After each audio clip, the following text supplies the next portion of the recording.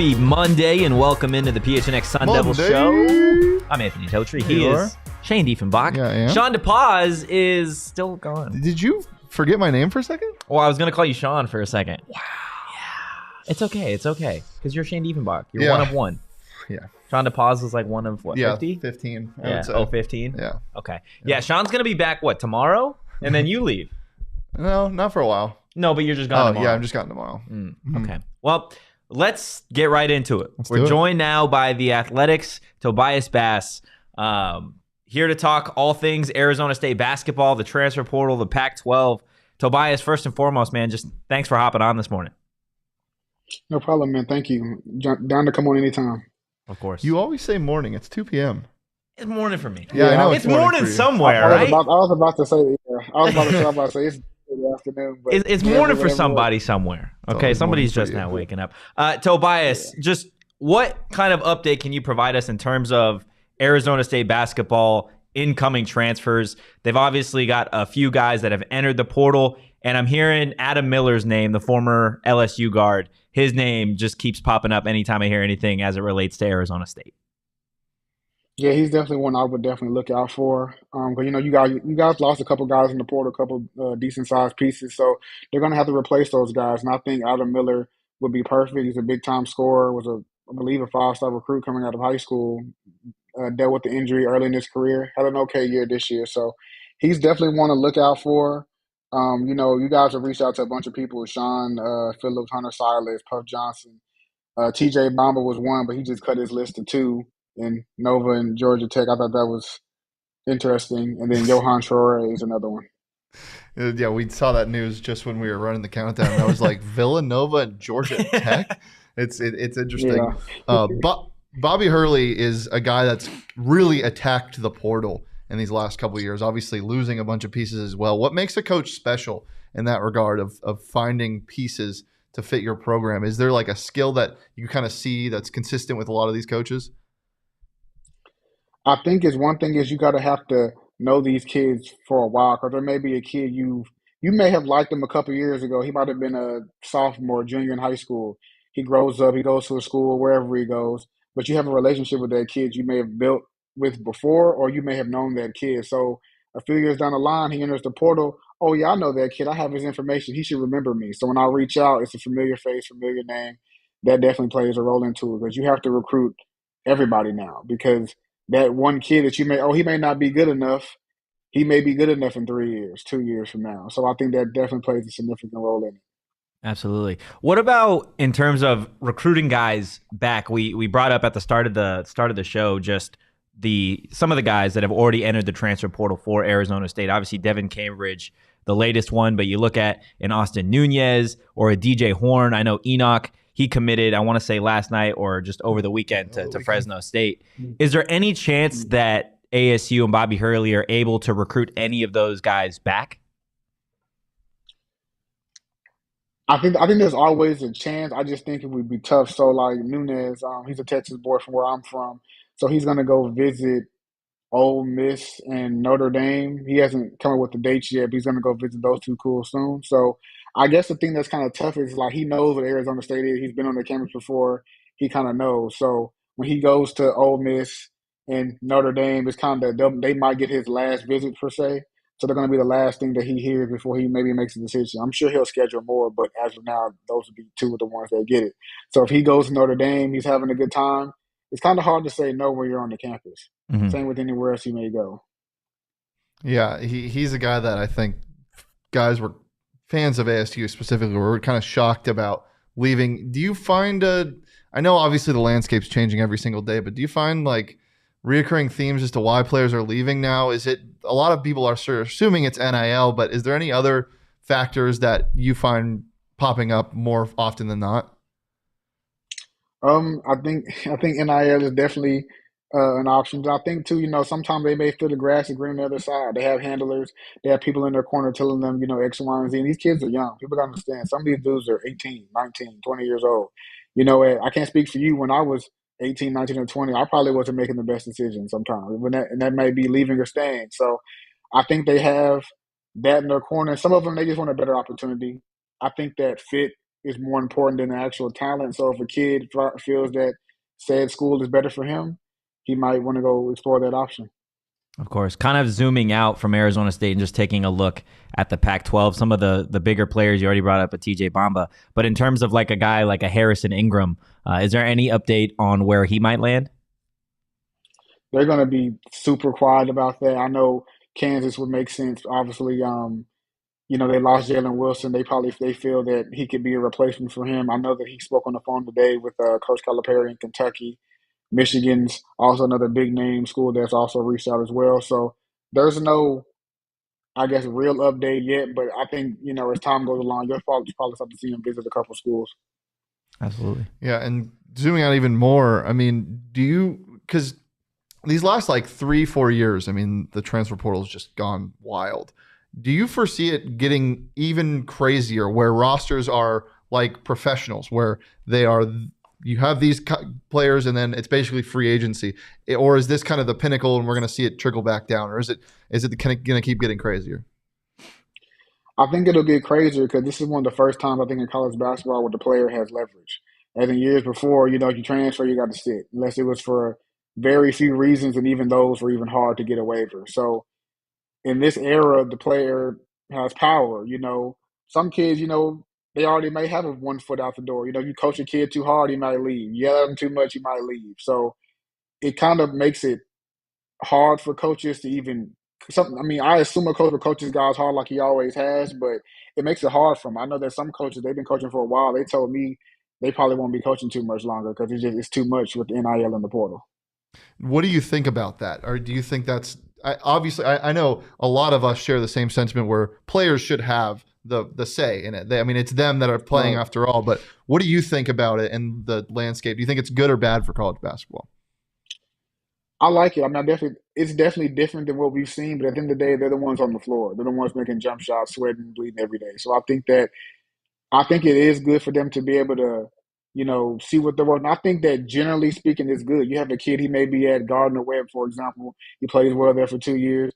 If he feels he wants to be the best or maybe go pro, whether it's NBA or overseas, whatever he wants to do, he should take that opportunity to go up and maybe go to Arizona State, A&T State, wherever he wants to go. I think generally speaking, I think it's good. Yeah, and some of the interesting pieces, right, is like there's schools like in Arizona State where last year a lot of their roster in terms of scoring was built off of the transfer portal, and then there's some schools like a UCLA that very rarely add players in the transfer portal, and they very rarely lose players. They're the only Pac-12 school that, to my knowledge, hasn't lost a player to the transfer portal this offseason. What is it about that program, do you think specifically, that has kind of avoided the age of the transfer portal, at least as it relates to right now?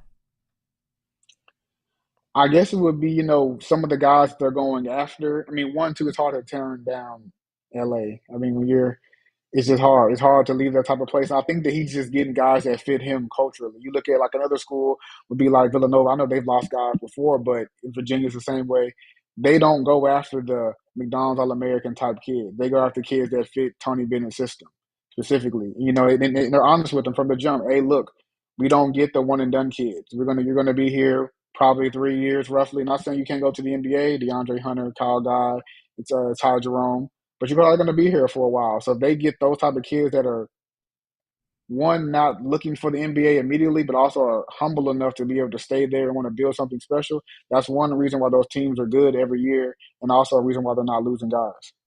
Yeah, absolutely. We have somebody in our chat that brings up a good point just in terms of the COVID year and the eligibility from some of those players that started or at least were in the NCAA while COVID was going on. How do you think a couple years down the line, once all of that extra eligibility is kind of out of the NCAA, do you think that's going to still like impact the number of transfers that we see, or is it just because these players have that extra year of eligibility that they're more willing to take these chances? I think it'll definitely help it. I think it's kind of like the kids will adapt. You're seeing now like some kids are hopping in the portal, they're committing in like 4 days because they don't want to risk. There's what almost 1,400 kids in the portal now. That'll probably be. I mean, you have until what May 11th, so we have a month. I can see that being close to 2,000 roughly. Mhm. If I was a kid, I would try to get in there as fast as I can and get out as fast as I can. So I think that the extra eligibility definitely helped. I think the kids are just learning. I think they're learning. They're saying, you know what, I probably don't need to wait. I probably don't need to wait on that bigger school that may have called. I want to go to the school that likes me. I'm gonna try to go there as fast as I can. Absolutely. And we're also seeing from just a pure basketball perspective, it changed the sport. Like obviously with the Final Four this year, like these mid-major teams like an FAU can get guys. I mean, in the article you mentioned the Pac-12 SWAC series where Arizona State, got the short end of the stick against Texas Southern. Like teams like this are becoming more relevant, and I think that's overall good for the sport. So yeah, it is interesting to see. Last question, Tobias, before we get you out of here. I know we talked about some of the players that Arizona State, Bobby Hurley, have targeted. Is there any sort of timeline as to when we might see the next incoming transfer for Bobby Hurley? I would probably say within the next week or two. That's not the perfect answer, but I think you have a month. They have a month left to get in the portal. Some of the kids, so I think now is the time they're going to start going on visit. Like you're seeing, yesterday we had like 5 or 6 guys commit. Some of them were big names. I think you're going to have a few this week. So I think the kids are starting to get these visits out the way, and they're going to be. You're going to start seeing commitment after commitment. I think over the next week or two, and I think that's when Definitely. you'll see Arizona State get a guy.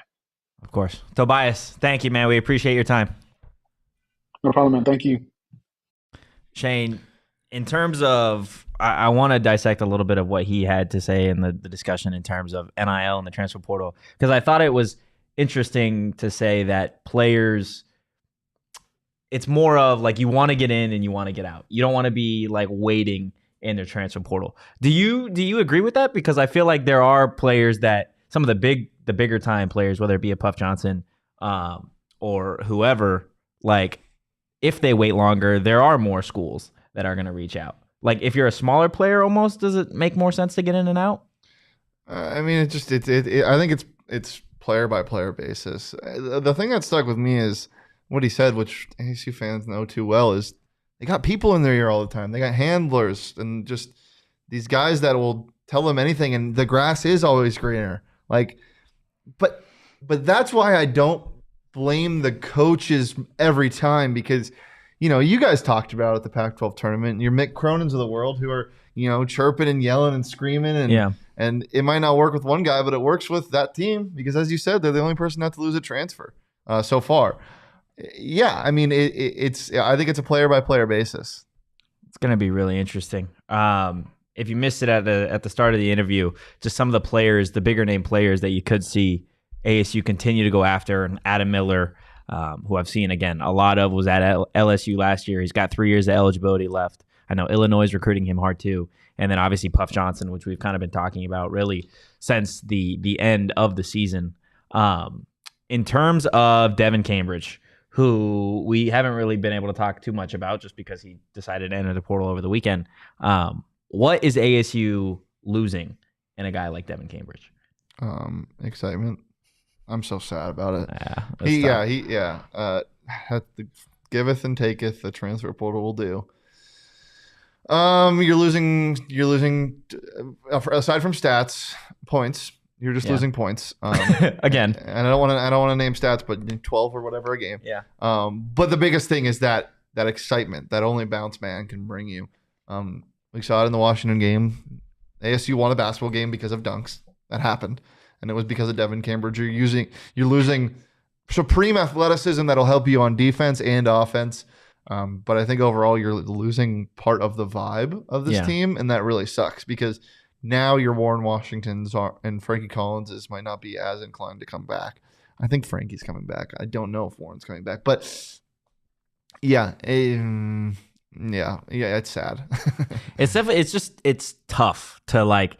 And I know there was a lot of hope at the end of last season just because there were a lot of guys that had the potential to come back in terms of an eligibility. Like realistically, we had all expected DJ to leave and we knew Dez was out of eligibility, but you expected to at least return maybe 3 of your 5 starters from last year.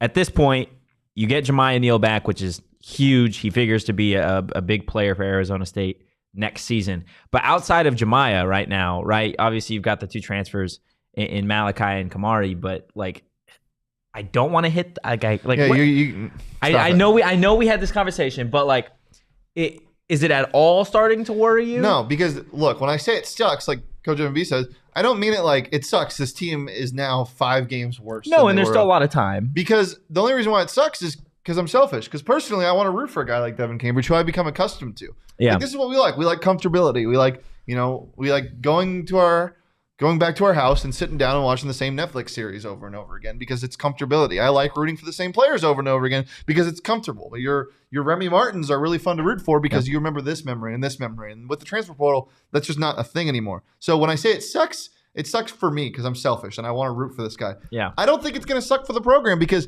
Devan Cambridge brings you fun, brings you dunks, brings you passion, and can help you win games. But you know who else can? 1,100 players in the transfer portal. Yeah. Like, there are guys that they're going to get to replace a guy like Devan Cambridge. They might be a Devan Cambridge adjacent. They might not be. They might play like similar. They might not. You might not get a high flyer. You might get a Kyle Anderson slow-mo type guy who's a lot more boring, but he'll still give you 11 and 5 or whatever. Yeah. Like, it sucks, but it's not. I'm not panicking at all. See, I don't know. My worry isn't necessary, and I don't even know if it's a worry. It's just it's on my mind. Okay, and it's not necessarily like I know you lose a lot with Dev. And like you said, he's comfortable and we got accustomed to his style of play at Arizona State. It is I know the transfer portal giveth and taketh away, but like I feel like we are giving way more than they're currently taking. I feel currently, every team is. Literally almost every single team is. Because that's what happens. And I think that's the tough thing though, is to like not necessarily take it personal, but like be so zoomed in on the one program, right? Because I mean, we talked about it with Tobias. Everybody in the Pac-12 is dealing with this right now. Arizona actually hasn't even got an incoming transfer yet. Yeah, I mean, 100% commitment. Ryan Nemhard is basically, but he is yet to commit 100%. Is it Ryan or Andrew? Which one is in the NBA and which one's Ryan is Creighton? I always get them mixed up. They look the exact same. And then UCLA is the only one not to lose a player right now. Yeah. If Tommy Lillard was still at Gonzaga, you wouldn't be getting Nemhard. I'm just saying. Sorry, it's harsh truth. Yeah, he's not coming to U of A for Tucson. You brought up for Tommy Lloyd. the comfortability factor of just getting some of these guys back and getting to watch them play. Obviously, that's not necessarily the case right now with the transfer portal and just NIL in general, but being comfortable is literally exactly what BetMGM provides you guys. We didn't even say Wildcats, and she spawned. That's crazy. Love you, Tina. Guys, if you haven't signed up for BetMGM yet, use bonus code PHNX and you guys are going to get up to $200 in bonus bets on your first wager with BetMGM. Here's how it works. Super easy. Download the BetMGM app and sign up using bonus code PHNX and place a pregame moneyline wager in the amount of at least $10 on any market at standard odds price, and boom, you guys are going to receive $200 in bonus bets instantly, regardless of the outcome of your wager. Just make sure you use bonus code PHNX when you sign up. Guys, there's no better time to sign up for BetMGM because you got MLB going on. NHL playoffs are approaching. You can live bet the Masters and win $200. You don't even need your bonus bets. You could do that. And NBA playoffs start tomorrow. So just lock in, sign up with BetMGM. And without further ado, here's Shane. Disclaimer, 21 plus to wager. Visit BetMGM.com for terms and conditions. U.S. promotional offers not available in Washington, D.C., Mississippi, Nevada, New York, and Ontario. Gambling problem? Call 1-800-GAMBLER. Colorado, D.C., Illinois, Indiana, Louisiana, Maryland, Mississippi, New Jersey, Ohio, Pennsylvania, Tennessee, Virginia, West Virginia, Wyoming. Call 877-8-HOPE-NY or text HOPE-NY 467-369, New York. Call 1-800-NEXT-STEP, Arizona. 1-800-522-4700, Kansas, Nevada. 1-800-327-5050, Massachusetts. 1-800-BETS-OFF, Iowa. 1-800-270-7117 for confidential help, Michigan. And after you win $200 on Jon Rahm winning the Masters, you can go head over to Four Peaks and spend $200 on beer. That would get you a lot of maybe beer. A whole vat of beer. Probably not a whole vat of beer. It gets you a lot. It would get you a lot of beer. And plus, theirs are going to suck. I think we know this. But we're doing something fun. For the NFL Draft, April 27th at Four Peaks 8th Street Pub. Register for free in the link in our show notes to take advantage of all the beer specials, which include, but are not limited to, $3 Redbird Lager pints, $5 Redbird Lager pitchers, and as usual, PHNX specials of $3 Kilt Lifter and Wow pints as well. So make sure to go head over there and follow at Four Peaks Brew on social to get the latest on Arizona's premier craft brewery. You got to be 21 years or older to enjoy the beer responsibly, but not their French onion soup with or their chicken tenders. You might have to be 21 plus to enjoy French onion soup with Craig, though, but not just French onion soup. Okay. Or you have to be Sean to do that. You brought it up in the BetMGM read, but Jon Rahm. Well, that's my your Masters champion. My goat, Jon Rahm. Masters champion. What a day yesterday for him. If Jon Rahm and Phil Mickelson finished 1-2 in the Masters, leave a like on the video. Oh, they did. I don't make the rules. Leave a like. We do make the rules. I do make the rules sometimes. I was so fired up. I know people hate him because of Mickelson. All of the selling your soul to another league, whatever. I love the lefty. I got a soft spot in my heart for the lefty. He owns a golf course right next to my house. And yeah, I've always been a fan of him. Phil, you were awesome this weekend. Plus, you broke a record. Oldest person to ever finish top 5 at Augusta. That is pretty crazy. Mm-hmm. Very wild. But yeah, Rami, Jon Rahm is, not only is he a Sun Devil, but he's also just such a good person. He is. Every person you run into that has talked to him, that has worked with him, that is friends with him, just says he's so down to earth. And despite his mental battles that he might play with himself on the golf course, he doesn't play mental battles with the people he cares about. And he's just such an awesome guy. So, and he's a Sun Devil, man. I know. It was just being able to see that, like, on a national network, them have to talk about Arizona State for a little bit, or just bring it up just because Rahm and Phil were at Arizona State. Like, it's as much as we go back and forth of, oh, it's a hockey school or a swim school or a football school, which we don't say that ever. Like, it really is truly a baseball and a golf school, and like, a swim school through and through. In a triathlon. But as much as I love swim and dive and triathlon, like, there's no Jon Rahm from the swim program. Well, there is. You're just not a Jon Rahm spotlight. There is no PGA is the biggest thing for those respective places. I mean, there's the Olympics, but who needs to talk about that? Because he's not swimming for the USA. This is true. Leon, change where you were born. Dude, yeah. And obviously it helped that I had money on Rahm. Yeah. But got a root for something. But I just can't believe the people at BetMGM were so kind to give me him at plus 2,000 after the first hole. It was just so kind. What did you think of that story that he had brought up in the speech after with Zach Ertz and JJ Watt? Did you see the actual text? Yeah. That's so funny. It is so funny. For those of you who don't know what we're talking about, right after or while he was golfing, Ertz and JJ Watt were in a group chat with him and texting his phone while he was golfing. Yeah. Like, I mean, he doesn't have it on him, but they were like, that first green is looking like a piece of cake. And then he obviously goes and 4 putts the first green and double bogeys to start the tournament. Not only did he do that and come back from that, and I get Jon Rahm, he's got some demons when it comes to golf. He gets in his own head sometimes. Not only was he able to battle back from that, but also he was primed in the final slots because he was the leader the whole time. So he played in the worst conditions because they had to suspend play every single time. When they suspended play, he was playing. And they had to wake up early on Sunday and Saturday morning to finish the round before. Just a dog. And Brooks Koepka, I'm sorry, but you are less of a dog. Sorry sometimes. You're less of a dog. I have. Yeah. Can I give my 2 cents? Of course you can. I think the Zach Ertz thing further proves your point that the Arizona Cardinals suck.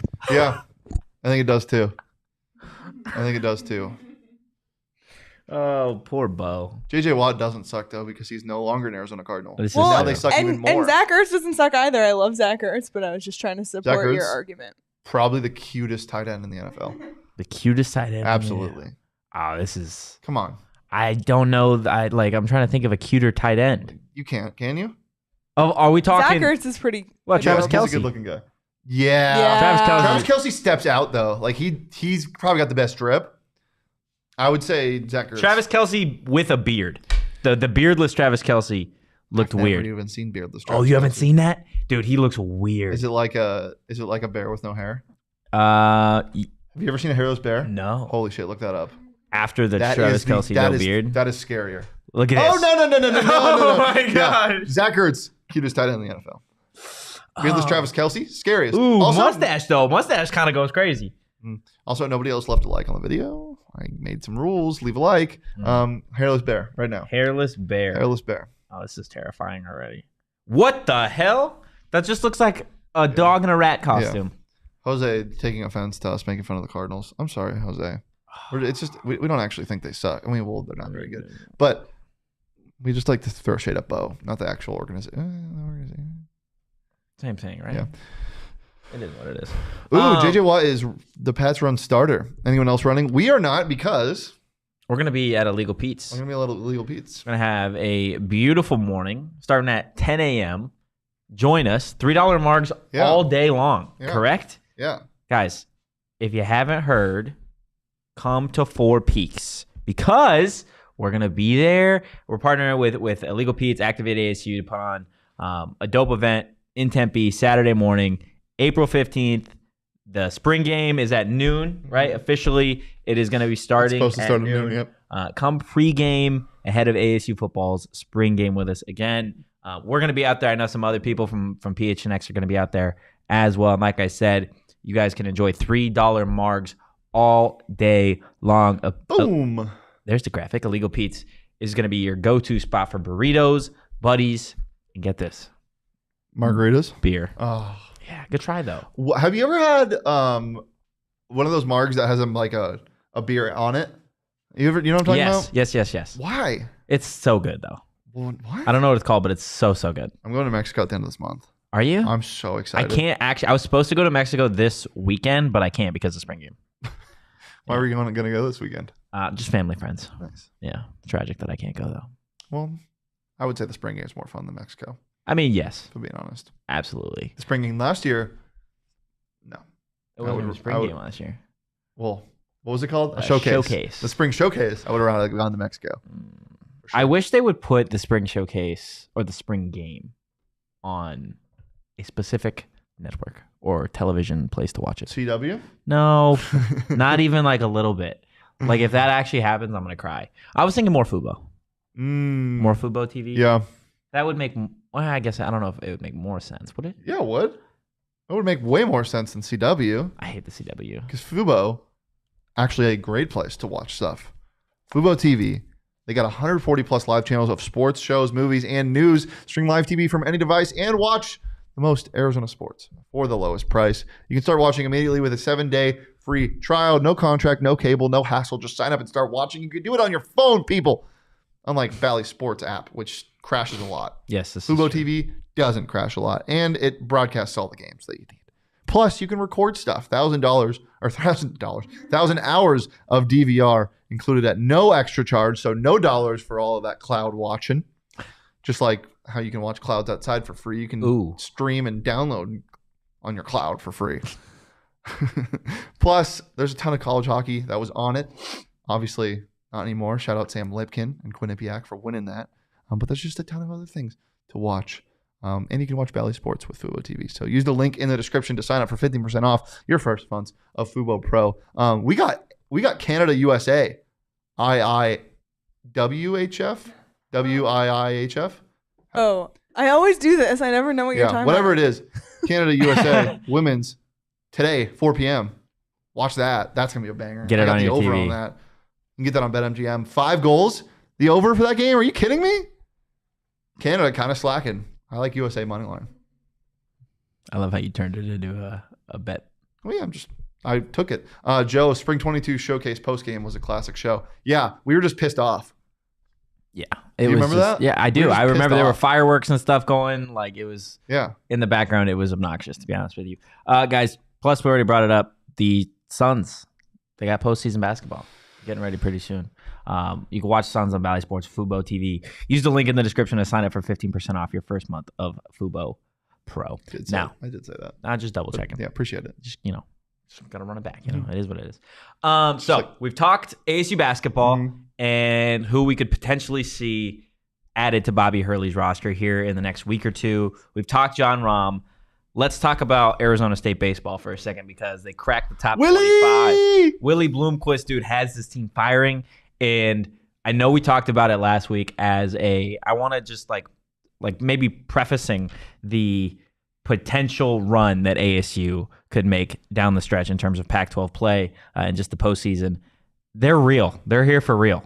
And I know Willie was talking about it. I want to say it was today or after their series against Washington State that this is far from how good this team can be. Yeah. Can I be a little negative? Little negative Nancy. They got to beat somebody good. They do. in the Pac-12 because none of those teams were great. That being said, I love when good teams beat below average teams, though. That being said, they look good doing it. They look good winning against bad teams, which is what good teams do. Yes. So I'm very happy with it. Plus, your catcher, very good at baseball. Yes, Ryan Campos. Pac-12 Player of the Week. Dude hit 500 this week. I think in 14 at-bats. Maybe it was 14 hits. Jeez. Something like that. 14 hits would be insane. It might be. 2 home runs and just a dog behind the plate. Just an absolute dog throwing people out left and right. Now, I want to bring up Coach Evan B's comment about, but they've only played the bottom teams in the conference. Now, I get that. But how many different sports can you look at when it comes to college athletics and where top-level teams or even mid-tier teams play the bottom of their conference and they are unable to capitalize on playing those teams, where they'll drop a game, they'll drop 2 games, they'll drop a series. Texas Southern. It happens all the time. Yeah, like how many times did we see that with ASU basketball where there was a very winnable series and they were just unable to either sweep or get it done? ASU baseball, like, again, I know they've got to beat somebody big, and I'm on that train. They do need to have a prove-it series against one of the top powers in the Pac-12. But, I mean, if you're scheduling, you got to play these teams, right? You got to play Washington State. You got to play a Cal. You got to play whatever. And if you're winning those series, I'm not going to, like, penalize them because that's where they're at in the schedule. And this team is ranked for a reason. Yeah. Willie is finally ranked. Rank Willie. Rank Willie? Now we no longer have to say that. Willie is the favorite for Pac-12 Coach of the Year right Has now. to be. And I don't think it is particularly close. They're ASU, 23-9. And they've won 5 in a row right now. And they got the curfew boys. The curfew boys. Grand Canyon? That game might run into curfew hours. Tuesday? 6 p.m. tomorrow. It's Last time they played, they knocked them out of the top 25. Do you think they're not allowed to leave if the game goes past 12? GCU? Or 10 p.m.? No, ASU, because it's at GCU. They're not allowed to leave. Yeah, because they lock all the gates. They'll hold the players hostage pretty much? No, they wouldn't hold them hostage. They're just not allowed to leave. What do you call that? that classifies. I'm just joking. I just like making jokes about GCU's curfew. Coach Evan B, beat GCU tomorrow and take the series from UW, and we can continue talking about it. Well, we can continue talking about them. I mean, yeah. I mean, beating GCU is great, but you do want a series win over Washington on the road, and then you've got a game against Arizona, I believe, on the road as well. So you've got, 4 or 5 straight road games? 5 straight. We know how good this team is specifically at home, right? This is a really, really solid team at Muni. Where they have lost games this season has been on the road. So I think if there is an area of growth outside of the bullpen for Arizona State, just simply being able to get the job done consistently on the road, I think that elevates your team, and it elevates the conversation, right? When you're looking at these teams in the top 25, it's one thing to win at home, but if you can be consistent on the road as well in conference, that's one of the toughest things in college athletics. You know what this team is? It's that scene in Finding Nemo where Dory's talking to the whale, and it's like, and it's like really small. They're like, where's that little thing? And then if you beat Washington, then it's going to be that second part of that team where the whale keeps getting bigger and bigger, and the Pac-12 is Dory and whatever. What's Marlin? Yeah. Dory and Marlin. They're like, oh my God, that thing is huge. That team is good. That team is Here good. It comes. Was that Willie making that noise? No, it's the whole team. That's the whole team making that noise. That's terrifying. Yep. Again, Coach Evan B in the chat, is there a difference stated for ASU baseball than football or basketball? I think that's a good question. There definitely should have been, but the past couple of years have been so disappointing that there isn't. Now it's kind of the same. There always should be, because this team traditionally is very good at baseball. It's historic, yeah. Yeah, so, I mean, there definitely should be, and I think there is now. Yeah, after this season, now that standard, do you think it climbs back? I think there wasn't a standard last year. We talked about this last year because it was Willie's first year. It's hard to not have your guys and win a ton of games. Yeah. Contreras is good at baseball, and he is a Willie guy. There you go. He's really good. He's very good. So Willie's going to get his guys, and they're going to – yeah, Joe says, when I was in school, the College World Series was the floor, and they didn't even win a title. The standard's going to be set next year. I think, again, this year, I think it's a little lower because, again, this is first year of having that solid team with his foundation.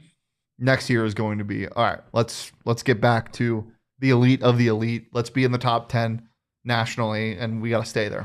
Yeah, and I don't think you're surprising anybody next year, right? No. Like I think out of this year, the expectations and just what everybody's idea of what Arizona State could be, I feel like was just people were just scratching the surface because it was and it is Willie's second season and you didn't really know what you were going to get. I think last year we've talked about it, just that the bats are really, really good for Arizona State, but you never really knew what you were going to get from pitching. And that goes for both the starters and the bullpen. I think this year you kind of have a better idea, at least what you're getting from your aces.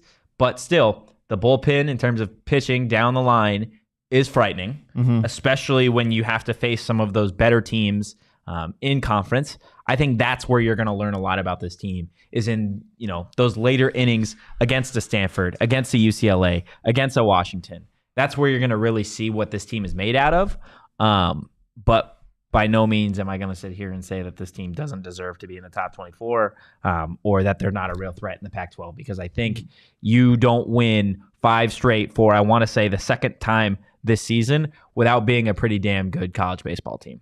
So I was looking up things that are in Omaha other than the College Baseball World Series. Nothing. The world's largest indoor swamp. What? Yeah, it's at an aquarium. The world's largest. The world's large. I want to go there. Strictly for the swamp? Yes.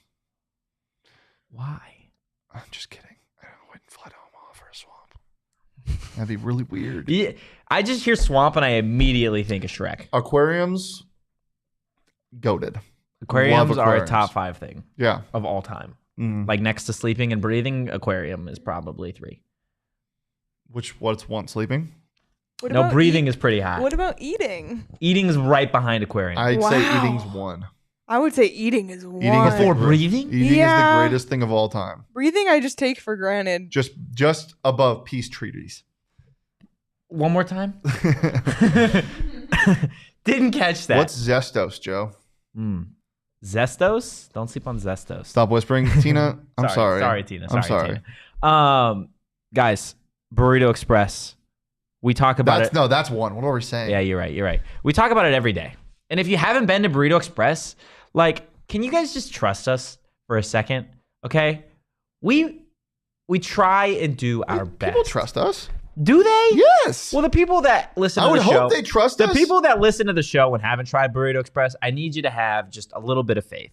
Go check them out because they got the best burritos in the world. They got locations all over the valley, and they've got themselves a couple NIL athletes in Elijah Badger and Jazz Hill. So anytime you guys go to a Burrito Express and get yourself a burrito or merch, technically you're supporting Arizona State athletes. You are. As well. So go check them out. Like I said, locations all over the valley. The food smacks. While you're at it, go ahead and give them a follow on social at Burrito EXP. Zestos looks like a sheesh. Zestos looks They've got a dipped ice cream cone right here out front. Right there. Dipped ice cream cone. Big one. Ice cream.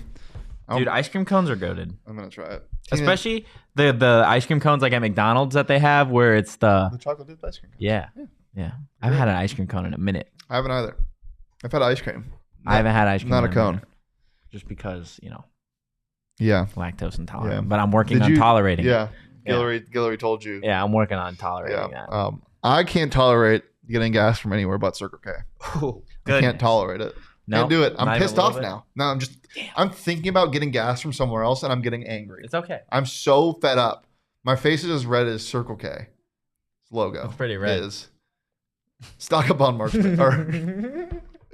Okay, Polar Pops. You ever had one of those? Goated.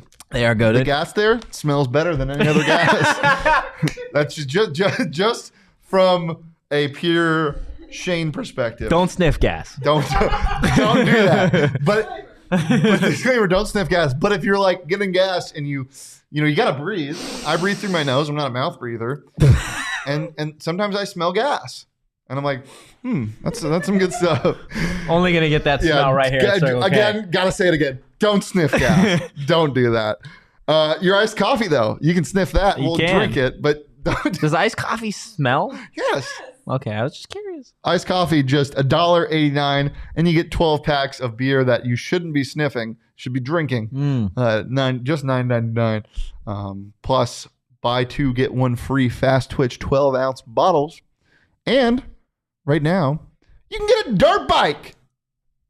You can get a dirt bike, Toe Tree, I'm not a big dirt bike guy, but if I was, for free.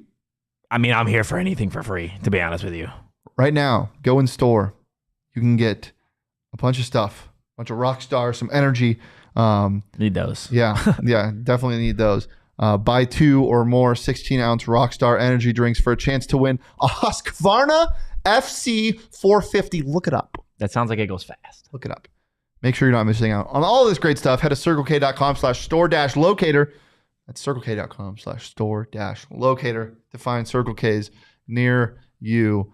No, we're not going to do a post-game show in Omaha. If they win? Unless they are in the actual I mean, if they're in final. the College World Series final, then, I mean, maybe. Might have to make a trip. Tina, yes, bring it home. Do not sniff gas. Yeah. Just, want to really Disclaimer, get that. don't sniff gas. Yeah, really want to get that out there. Shane, anything else before we get out of here? Don't sniff gas. Yep. Definitely don't do that. That is the theme of today's show. Sean, welcome back. I know you've listened to every single show. He'll be back tomorrow. What is the over-under on shows he's listened to? Yes. It's under a half. Really? I'm taking the under. Yes, he did. He will on the way home, though. I feel like on the way home, he will certainly listen to at least one. No, he won't. He's listening Not even the Xavier Guillory one? No, he's listening to Drake, and that's it. He didn't listen to the Ben Coleman one. Guys, leave a like on the video, please. Leave a like if you shouldn't sniff gas. I don't know if you're going to get a bunch of likes on that one, to be honest with you. Guys, if you enjoyed the content, don't sniff gas. Give us a follow at PHNX _Sun Devils. You can follow me at Anthony_Totri. You can follow Shane at Shane Deef. You can follow Sean at Pause at Sean_Pause. Ignoring our friendship as always. Wow.